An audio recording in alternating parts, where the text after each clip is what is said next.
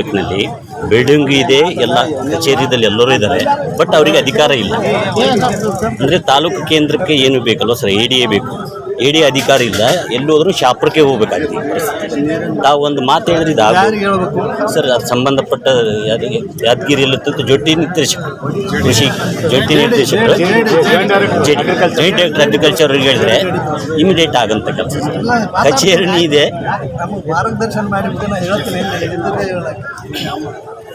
ಒಂದು ಮಾತಾಡಿದ್ರೆ ಅದೊಂದಕ್ಕೆ ಒಂದು ಅಂದರೆ 50 ಕಿಲೋಮೀಟರ್ ಹೋಗಿ ಸರ್ ರೈತರು 21,000 ಜನ ಇದ್ದಾರೆ ಸರ್.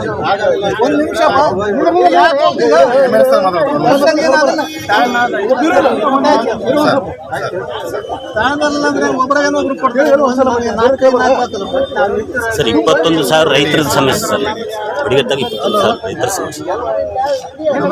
ವಡಗೇರಿಗೆ ಬಂದಿದ್ದಾರೆ. ಇಲ್ಲಿ ನಮಗೆಲ್ಲ ನಿಮ್ಮ ಅಗ್ರಿಕಲ್ಚರ್ ಎಲ್ಲ ಇದೆ, ಆದರೆ ಆಫೀಸರ್ನಲ್ಲಿ ಏನಿಲ್ಲ, ಅವ್ರಿಗೆ ಏನು ಕೊಟ್ಟಿಲ್ಲ. ಅದಕ್ಕೆ ಏನು ಮಾತಾಡೋದಂದ್ರೆ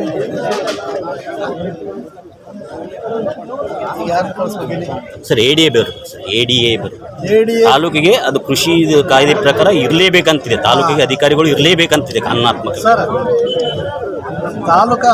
ತಾಲೂಕದಲ್ಲಿ ಕೇಂದ್ರದಲ್ಲಿ ಅದು ಕೇಂದ್ರಕ್ಕೆ ಆಫೀಸರ್ ಅದು ADA ಇರಲೇಬೇಕು, ಅಂಥದ್ದು ಇಲ್ಲಿ ಇಲ್ಲ. ಅಲ್ಲ, FD ಅಪ್ರೂವ್ ಮಾಡ್ಬೇಕಾಗಿ ನೀವು ಬರೆದು ಕಳಿಸ್ಬೇಕಿಲ್ಲ, ನನಗೊಂದು ಕಾಪಿ ಕೊಟ್ಟು ನಾ ಫಾಲೋ ಅಪ್ ಮಾಡ್ತೇನೆ.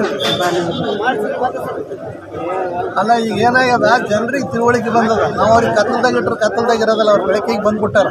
ಅವ್ರು ನಾವೇನ ಹೇಳಿದ್ರೆ ಅವ್ರು ಒಪ್ಪೋದಲ್ಲ. ನಮಗೆ ಕಾನೂನು ಹೇಳೋಷ್ಟು ಶಾಣ್ಯರಾಗ್ಯಾರ. ಅದಕ್ಕೆ ನಾವು ಅವ್ರಿಗೇನು ಉತ್ತರ ಕೊಡ್ಬೇಕಾದ್ರೆ ನಮಗೆ ಕರೆಕ್ಟ್ ಅಲ್ಲ. ನೀವೊಂದು ಫೈಲ್ ಕಾಪಿ ಕೊಟ್ಟರೆ ನಾ ಬೆಂಗಳೂರಿಗೆ ಹೋದಾಗ FDದಾಗ ಫಾಲೋ ಅಪ್ ಮಾಡಿ ಆದಷ್ಟು ಅದನ್ನು ಮಾಡ್ಕೊಂಡು ಬರೋ ಪ್ರಯತ್ನ ಮಾಡ್ತೀನಿ. ಇವತ್ತಿಗೆ ಅದನ್ನು ನೀವು ಹೇಳೇ ಇಲ್ಲ.